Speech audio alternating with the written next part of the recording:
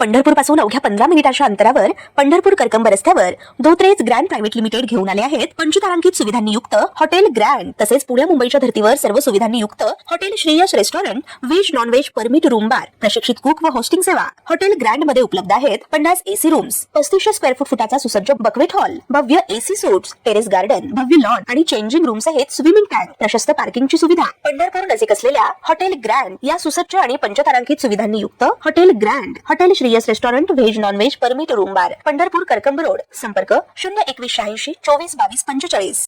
महाराष्ट्रात पुन्हा एकदा ऑपरेशन टायगरची चर्चा सुरू झाली आहे।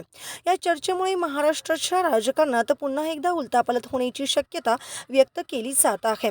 ठाकरेचे 6 खासदार फुटणार असल्याचा दावा केला जात आहे। 6 खासदार फुटणार असल्याचा दावा करण्यात आल्याने राजकीय वर्तुळात खळबळ उडाली आहे। सूत्रांनी दिलेल्या माहितीनुसार काही दिवसापूर्वी परभणीचे ठाकरेचे खासदार संजय जाधव हे ठाकरेंची साथ सोडणार असल्याची चर्चा सुरू होती। त्यानंतर ईशान्य मुंबईतील ठाकरेंचे खासदार संजय पाटील आणि उपमुख्यमंत्री एकनाथ शिंदे यांनी एकाच कारमधून प्रवास केला होता। आता हिंगोलीतील खासदार नागेश पाटील आष्टीकर यांनी उपमुख्यमंत्री एकनाथ शिंदे यांची भेट घेतली आहे। शिंदेंच्या भेटीमुळे राजकीय वर्तुळात चर्चांना उधाण आलं आहे। ठाकरे सेनेचे खासदार नागेश पाटील आष्टीकर यांनी उपमुख्यमंत्री एकनाथ शिंदे यांची भेट घेतली।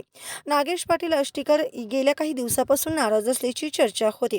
त्यानंतर आज सोमवारी नागेश पाटील आष्टीकर यांनी तब्बल पाऊण तास उपमुख्यमंत्री एकनाथ शिंदे यांच्यासोबत चर्चा केली।